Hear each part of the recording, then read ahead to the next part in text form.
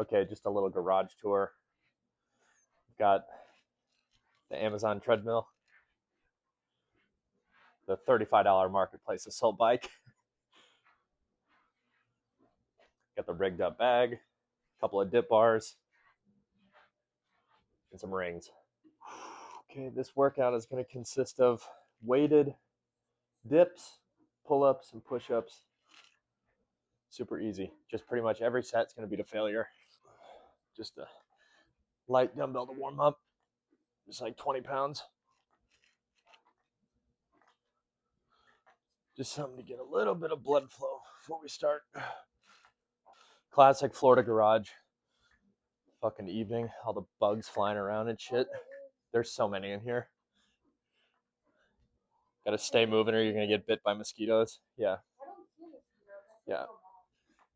That's the thing about mosquitoes. You don't see them. You don't see them, you just feel them. Okay, now what I like to do is kind of warm up body weight, all the stuff that I'm going to do with a weight vest. So I'll do a couple of just body weight sets, dips, pull-ups and push-ups, and maybe like 2 rounds of all 3 of those. And then I'll put the weight vest on and I'll start. This is prime time dad season. Get stack the protein, work on the bod. And for push-ups, I kind of just do just like sets of 20.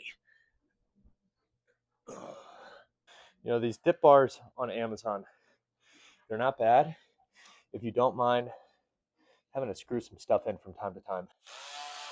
But I'm 220 on this thing, which I don't feel like is that heavy. Watch, it's like that's the dog that fucking took a shit in our yard. Definitely by far, the weighted dips are the hardest.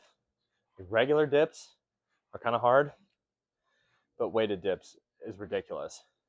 I feel like if you're good at weighted dips, you probably have a pretty big bench. And the weight vest is not too crazy. This is just 22 pounds, just like a little something. I'm eating about 1,500 to 1,700 calories a day.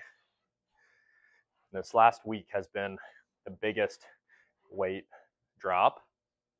Let's see, last Sunday I was 230. And then this morning I woke up at 226.2. I know I had a couple of like close to 1,000 calorie workouts Friday and Saturday back to back, but I had plenty of food both of those days, so I don't really think that that's factoring in all that much, maybe like a half a pound between, but definitely a pretty like dramatic weight drop this last week. So just definitely important to have plenty of hydration, plenty of electrolytes, carbs before the workout, just to give you as much energy as possible. I try to do everything from a dead hang. I feel like I can get 5 regular, like just from a dead hang, no momentum. But when I don't lock out completely, I can do like an extra 2.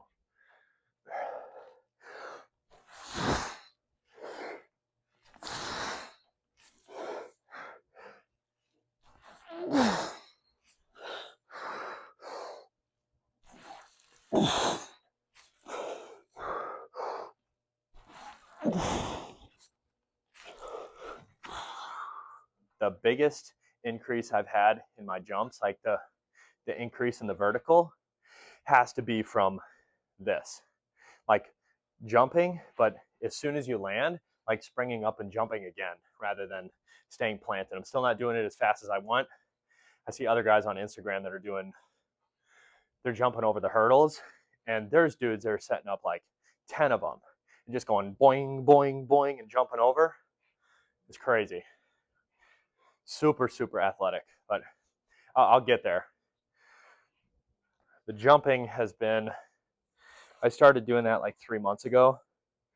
It's crazy. I was just outside today on the side of my house, and like from the sidewalk to where the gutter is, I remember when I first started, I could barely touch the gutter. And just after 3 months, I can touch the top of the gutter with just jumping off of 1 foot. So definitely making really good progress there. So far, we've done 5 rounds. on all 3 of these. So now no weight vest, and I'm at 300 calories so far. Like these workouts, especially when they're the 2-a-days, because I'm not eating that much, it's kind of a balance between just like getting in good cardio, because I'm just working at my desk a lot. So I'm not taking very many steps. The steps per day is what keeps your metabolism high. But I'm kind of balancing that with still doing a little bit of like muscle exercises anyways, because I'm still trying to build strength in these. But most of my workouts have been pretty like cardio based, like just running or boxing or jumping, and just some sprinkled in like weight training. Weight training is maybe, I would say, 3 times a week right now. Once I get down to the weight that I want to get down to, which is probably like around maybe 205 to 210, then I'll do like a lean bulk and be eating a little bit more calories. And I think from there, then I'll start doing more like strength training stuff. The strength is still there on all the exercises. The only thing I've really cared about is doing like heavy back squats for jumping. But my back squat without knee sleeves and just a belt is 460. So not bad. And my deadlift, I don't even know what I can pull anymore. Last time I deadlifted, I was 230 and did 765 off of a 2.5-inch block. Yeah. Come on, come on, come on, come on, come on, come on. Yeah. Hook grip, and you have like little platforms that kind of bring the weight up a little bit, which obviously completely changes the lift. Like my best pull from the floor ever is 740, but I was getting ready for a competition at the time, and I was like 290 pounds. I was fucking so fat. Bench is like, I did 265 for 3 2 days ago. I might be able to get like 280. I'm curious. I'm getting close to, I was doing like a linear progression on all the weight training. So right now I'm in the 3s or triples. So once I get to singles, we'll see. I'd be happy if I could do like 290 at the end of this phase. I'd be pretty happy, especially with still being in a deficit. Because probably once I start bulking up, I'll be able to get back over 315. So that's a goal.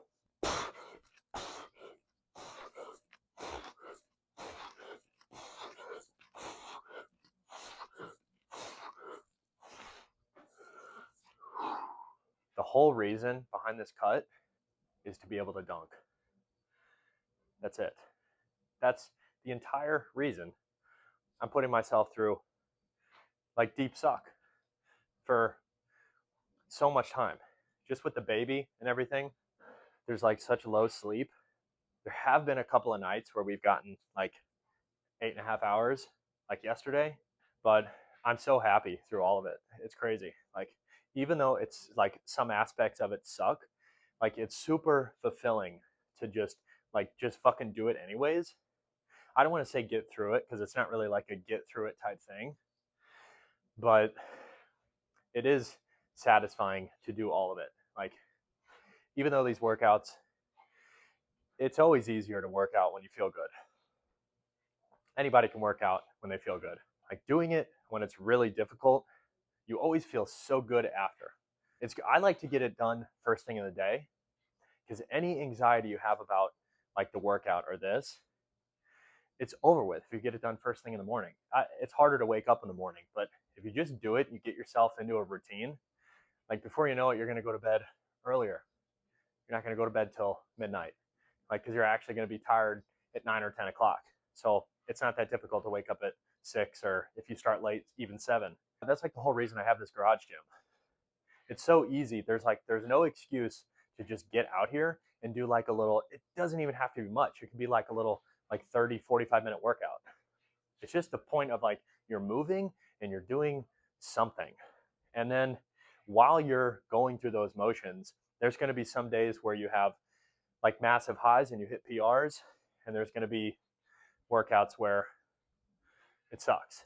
Mentally, those are the most important, for sure. I'm doing a lot of talking.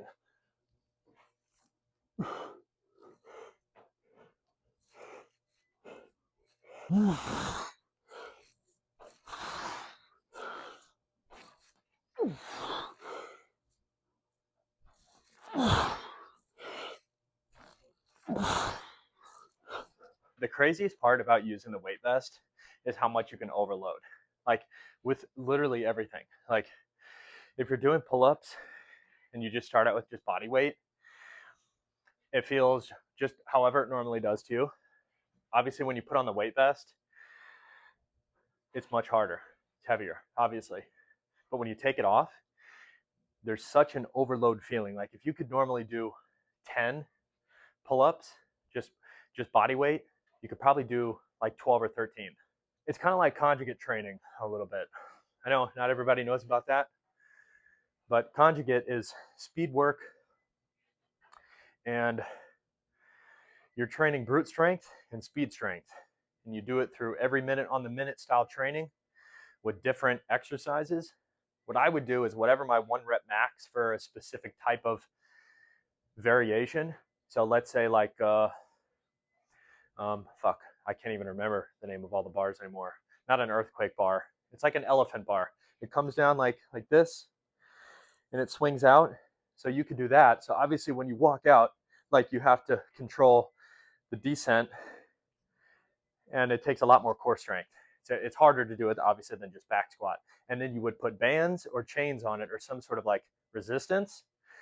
And whatever your 1 to 3 rep max is for that, I would do that same exercise for speed work, because the whole point is you want to get faster and better at the variation that you're doing. That way, because all of them are harder than just the regular, like regular squat. So if you're good at all the ones that are significantly more difficult, your barbell squat is going to go up like significantly higher.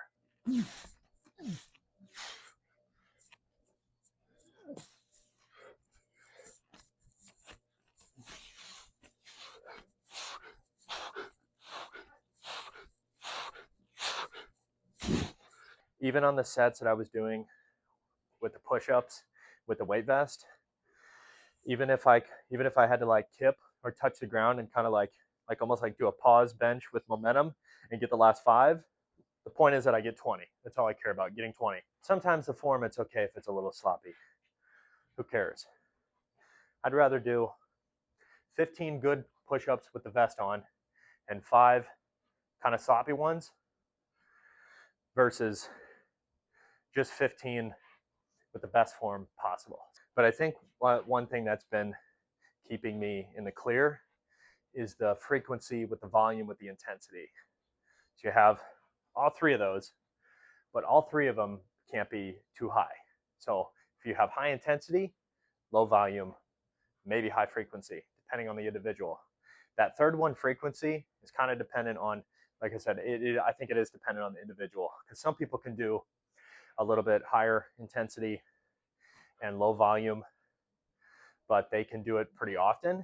They can maybe do that 2 times a week, and then maybe even get like a third accessory in per week.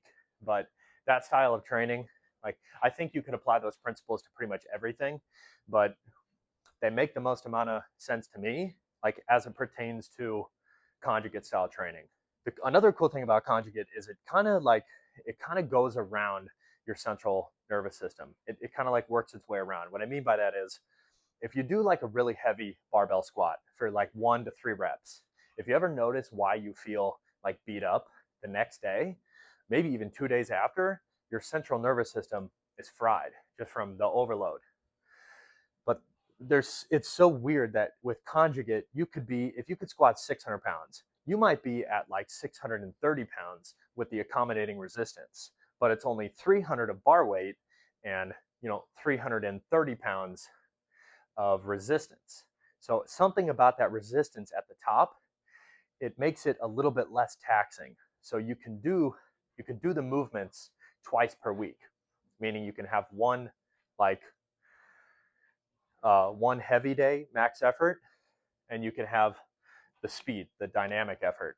I was like 300 pounds at one point, and my total was 1850, which in reps, it's okay. But now is just more like longevity style training and just staying in good health. Okay, we just did some more pull-ups and abs, like leg lifts. Core strength really helps everything else. Like if your core is stronger, you can do more dips. If your core is stronger, you can do more pull-ups. If your core is stronger, you can squat more.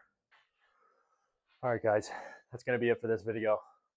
I know that the garage is not the most aesthetically pleasing right now. We're kind of in between a lot of like life decisions, moving, different things. So I really want to do up the garage because I've got the truck. We just have one vehicle between us. So I want to do up the garage and make it nice so we can work out, because I want to be able to drop the bag and do like barefoot and stuff and bounce around in here. So obviously you're not going to do that on concrete.